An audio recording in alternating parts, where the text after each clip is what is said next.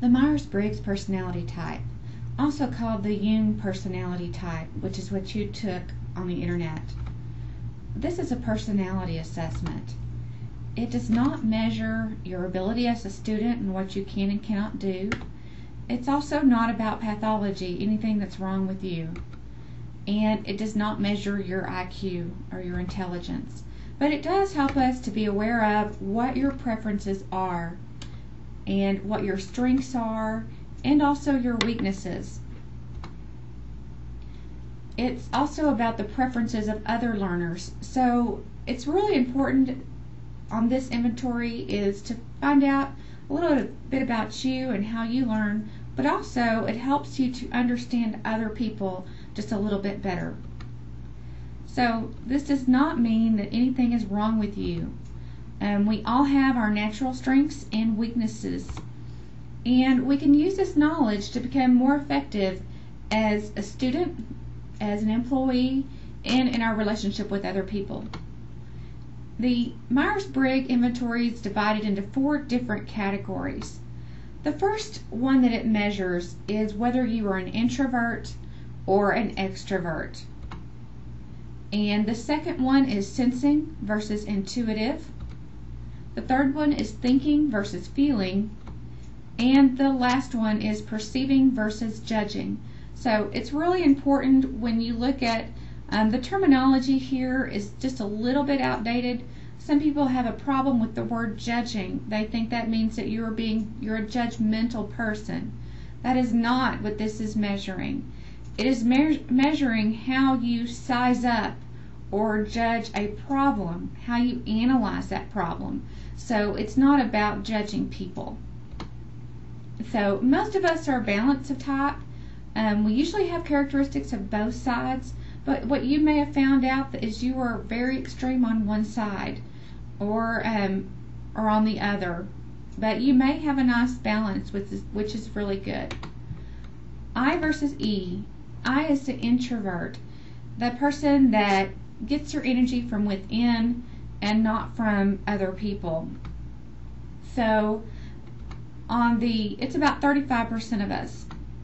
And the E is extrovert, and so the E's get their energy from people, from being around. They get energized at a party.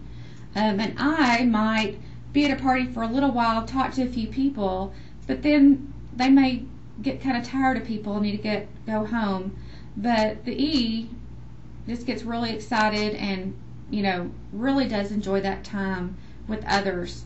It's about 65%. So more people are actually considered extroverted than introverted. Introverts may like to spend time alone. They need time for reflection, to just kind of figure things out by themselves. They like to work alone. They're very happy doing that.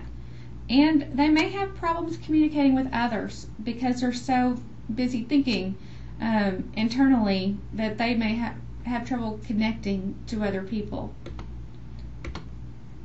And you may be more careful about details, a little bit more detail oriented. You may have trouble remembering names and faces. And you can work on a project for a longer time without a lot of interruptions. And you don't like interruptions necessarily. You really like to stay where you're at. And you may think a lot before you do something. Before you jump in, you may reflect on that to see whether that's a good idea or not. Now, tips for introverts. You want to find a quiet place to study, to do your work without interruptions, since you really get distracted by that. Your memory may not be as good as other people, so you want to write down what you need to know, what you need to remember. And don't be afraid to ask questions. You may be really confused in class, but you really hate raising your hand. But chances are there's somebody else out there that has the same question. So you're not just asking for yourself, you're actually helping others while you're asking that question. So sometimes that can help to give you that courage to go ahead and ask. And don't get lost in space when you're in a classroom. to start thinking about everything else in your life except for what's going on in the moment. So again, you need to bring yourself back, be here now, bring yourself to what's going on in the room and what's being said.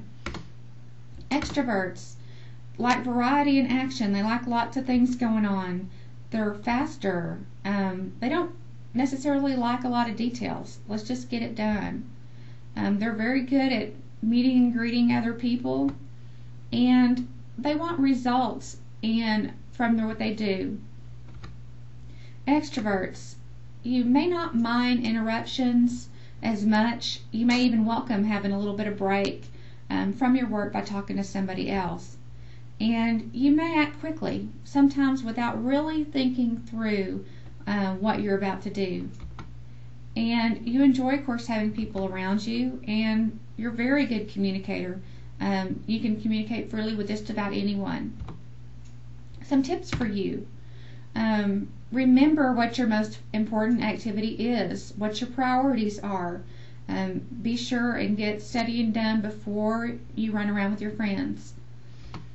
And multitasking is very, very tempting because you believe you may be able to do lots of things at one time, but it really does decrease your productivity when you are trying to multitask. So try to stick on one activity at a time and get that done before you go on to the next thing. Also, you may be a really good participator in class, but before you say something out loud, really think about it, whether or not that's appropriate. And studying in groups will very much help you so that you can talk to others about the materials. However, you have to be really careful about studying in groups so that you don't get off track. Stay on track of the subject. And review your materials ahead of time so that you're ready for the group discussion. Now, the next one is S versus I, sensing versus intuitive. The S stands for sensing, and that's learning through your 5 senses. You may remember this from the learning style inventory, the concrete learners. This is you. It's about 65% of us. I stands for intuitive. You learn more by insight and inspiration. You may go with your gut feeling rather than what you see and hear. You'll go with what your gut says. And it's more 35%. Now, sensing types like to have a routine. They want to do the same thing the same way each time. And you may enjoy using skills you already have learned before more than you really want to learn new things. And you work steadily, and you have a realistic idea of how long something's going to take when you sit down to it. You may be patient with details, and you may get a little bit impatient if it gets too complicated. And you don't trust your gut feeling. You go with what the facts are, not with your gut. And you really don't make errors of fact that often. So chances are you're going to be very factual and logical with the way you look at things. And you may be really good at precise type work because you are more detail oriented.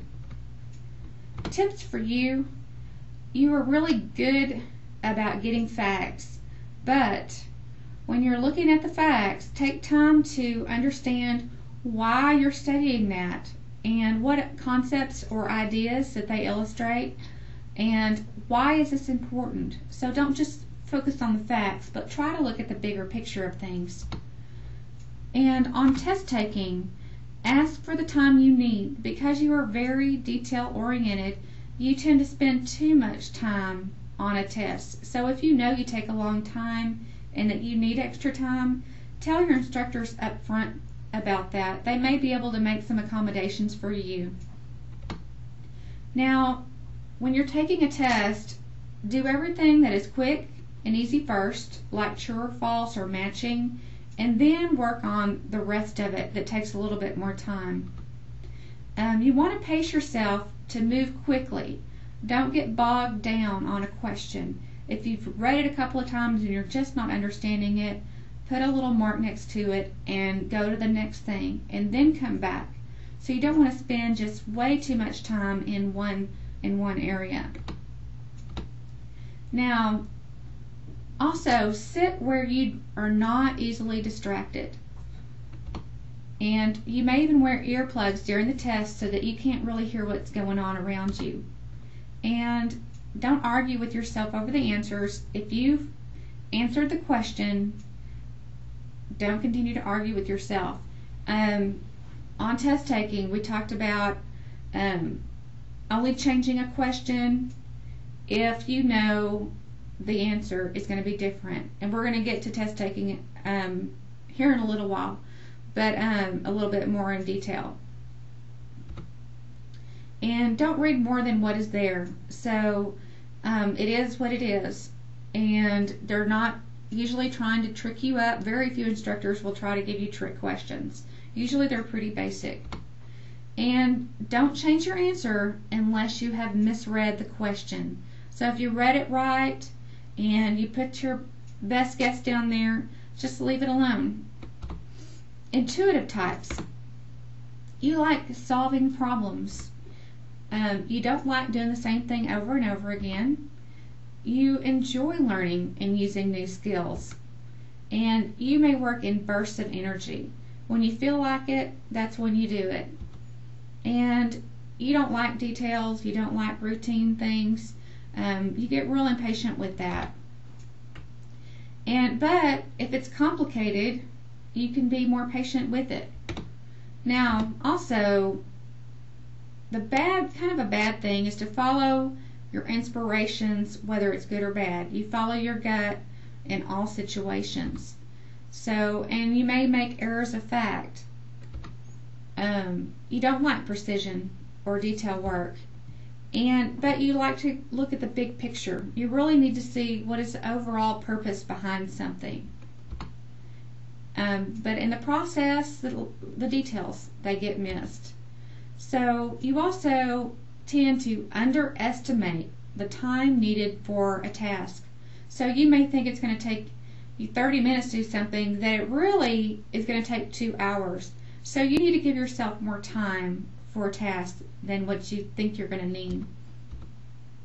So when you're doing your schoolwork, be careful about the details. When you're writing your paper, get someone to look it over and edit it after you're finished, because chances are you write it and you don't go back and look at it again. And also when you're taking your tests, it's real easy to miss little things that make a huge difference when you're answering your questions. You want to be able to know the facts and the evidence and examples when you're studying for your test. Just knowing the overall big picture isn't going to help you when it comes to exam time. You need to know what the dates and the statistics and things like that you may tend to just overlook. And don't exaggerate or overstate your case. So intuitive types tend to exaggerate at certain times. So just stick to the facts when you're talking about something. Also, follow the instructions is your number one tip. It's easy to, when you get a test, to just start taking it, and if the instructor is speaking, to tune that out, or they wrote something important on the board about the test. Looking for your qualifiers when you're taking a test. Except, only, including. So it's real easy to say, oh, I know what this is asking, and answer it very quickly without reading each word in the sentence. So you want to work on things steadily, not just bursts of energy, but working on it continuously. And again, planning for twice as much time as you think you're going to need, because you will need it. Also, when you're taking tests, go slowly. Read all of your directions. Listen to the instructions. Pay attention. And really important here, you may take tests very quickly, and so you don't go back over the test. So where the sensing types are going to be, they're going to go over that test 2 or 3 times. You may answer it all very quickly and turn it in. So you want to go back over the test questions and your answers to make sure you didn't miss something. And again, only change if you misread the question. That goes for both types. T versus F. These are our thinking people versus feeling people. You tend to make decisions based on logic, what makes sense. And that's about half. So half of us are thinking types and half of us are feeling types. So feeling types, it's not that you don't think, it's just that you make your decisions more on your emotions than on your logic. Thinking types, they may be more about facts and getting things done, and they don't necessarily show their emotions. And they don't really like dealing with the emotions of other people. They want analysis and a logical order about things. And they may make decisions impersonally, based on the facts, based on what's most efficient, and they may overlook the feelings of other people. So they do want to be treated fairly, and they can be firm-minded, and that's a really nice way of putting stubborn, but kind of set when they get their minds made up. Tips for thinking type. Know that college is not always fair. Even if you just know in your heart you're right, sometimes it's best just to let it go and try to look at the bigger picture. And you may know you're right, but if you're talking to an instructor, you don't want to continue to argue. So again, just sometimes it's best just to let things go and compromise. Now, also when you're making decisions, consider not just the facts and what's the best way to do it, but really think about what people's feelings are about that, and so to take that into your decision making. And remember to praise as well as criticize others. So it may be really easier to go in and say, well, you need to work on this, this, and this, but always start criticism. Before you criticize, always give them the good things that they're doing. Feeling types. They're very aware of people and their feelings and what's going on with people. So if somebody's having a problem, this is the best person to go to talk to. They'll probably notice it. They're pleasers, people pleasers. So they want people to be happy. They like harmony. They also may let their decisions be influenced by what people want. So they may fail to look at what's the best thing to do here, what's the most efficient, what makes the most sense, and instead go with what people want because they like that harmony and to please others. They don't like telling people bad things. They want to always give praise. But sometimes you need to be honest, even if it might possibly hurt someone's feelings. You really do need to work on honesty. But you're also very sympathetic to how people are feeling. Tips. You may think that people owe you something because you're nice, but that doesn't always happen. And work as hard on the things that you don't like as the stuff you do like. So you want to be able to work on the things that are more challenging. It's real easy to work on the things that you enjoy doing, but with schoolwork you have to kind of make yourself to do it anyway. And also put in some rewards. And once you get the things done that you really don't enjoy, then go out, do something fun. So if you have some rewards set up in how you do your work, it'll really help to motivate you to do things better. Also, you want to stand up for yourself and what you believe. So don't let other people's opinion become your opinion. You had your opinion before they said theirs. It's okay to sometimes have a little bit of controversy or a debate. And learn how to use a logical argument. Not just, well, that's just because that's the way I want it, but give some facts behind that. Why? Not just because you feel good about this, but give some real logical reasons. And remember, you have to constructively criticize as well as praise. That's not putting down other people, but telling someone, well, I think that if you did things a little bit better over here, it would help. Don't just try to be nice and not hurt anyone's feelings, because sometimes we need that constructive criticism so that we can grow. J's versus P's. J stands for judging. Again, it's more about thinking logically, judging the situation or the problem, not the person. They're a very structured personality type. They want things orderly and planned, and that's about 60%. So most of us have a little bit of J. And P stands for perceiving. This is a more unstructured type of personality.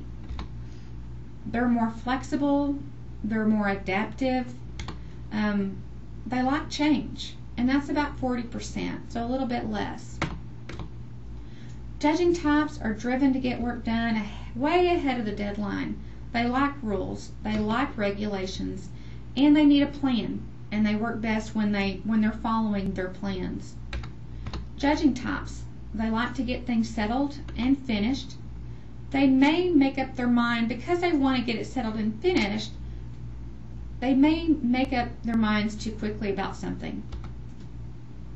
And they do not like to interrupt a task that they're working on. So they don't like a lot of interruptions. They want to get it done. And also, they're so focused on getting things done, but they may not look at what else needs to be done. Something else came up, and they're not really good at switching gears to that new thing. They need the essentials needed at their jobs, and they're very content with their decisions about things. So when they finally analyze it, they've looked at all the facts, then once they make their decision, they're happy with that decision because they know that they did their best in figuring things out. Now, some tips for the judging types.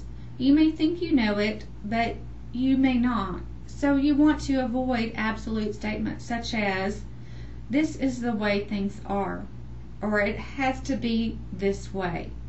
It can only be done this way. That's an absolute statement. So there may be other ways to do it other than what you think that there is. So you want to keep an open mind to other people. And if you have an open mind and someone gives you a good argument, you may need to change your mind, and that's okay. And if you're following along your plan and something doesn't go exactly right, it's okay. So you can get right back on track. And just adapt your plan and start over again. Also, you need to relax. So if you're a very strong J, you may seem to be a little wound tight. So you want to take some time just for you, just to relax, or you're not doing work. You want to study effectively, not just study for hours and hours and hours, but look at what is the most important things I need to get out of my reading. You don't have to do everything to 100%. It doesn't have to be done perfectly. So to be effective, you want to just kind of maximize your study time, not overdo it. And manage your stress. Take out some time for yourself. Follow plans so that you're working ahead of time and so you don't feel so much pressure. And again, you don't have to be perfect. It doesn't have to always be 100%. So sometimes you just get it done and cut a few corners. That's okay sometimes. And once you've done something, learn to reward yourself for it. So it's real easy to say, well, I did it, but I could have done better. So have some satisfaction in the fact that you did it, and you did it good, and do something good for yourself. Now, perceiving types. Again, these are adapters. They're flexible, and they like change, and they like to leave things open for anything that might could happen. They may have trouble making decisions because they have an open mind, they're looking at everything, and so it may be hard for them to make a final decision. They may start way too many projects and not complete that many of them. So taking on too much is a real problem for this type. And if they're not interested in doing something, they procrastinate, so they put it off until later. So that can be a real problem, and it can be very stressful when you're talking about schoolwork. So they're very curious. They like to see new ways of thinking. They like philosophies and different ideas. They like to be inspired and work out of inspiration. Some tips for you. Be aware of your tendency to procrastinate and put off things. Tell yourself that you're not going to procrastinate this time, and just set your mind to getting things done. You know, break down your tasks into small steps. Use your time management system to label the project and then make a next actions list. What's the first thing, the second thing, the third thing, and go down that. So that will help you to avoid that procrastination. And once you finish something, do something nice for yourself. And don't assume that your instructors are going to take late work. So very few will accept work that you've turned in just a little bit too late. You want to be organized with your homework. And think ahead. Again, one day a week. Think about the week ahead. What is coming up? What is due? What do you need to get done? And plan out your week. And keep up with those deadlines. Know what you want. Don't have fuzzy goals. Write out your goals. And stay in touch with what you value. What's important to you? Learn from a J. So study with a J. See how they do things. You may get some really good ideas from a different personality type. Now, all types. Type is not a limitation. That is not the end all of who you are. You can actually become a different type with time and practice. We all have strengths and we all have weaknesses. So when you're doing that, the opposite, it doesn't necessarily come natural. Again, like the learning styles inventory, it's not your preferred way. But when you begin doing it, it's a little bit harder work, but it can become, with time, more natural for you, so that you can become more of a balance of your type instead of an extreme one way or the other. So with some practice, you can improve your performance and earn better grades. So practice using, if you're a feeling type, ask yourself what the facts are.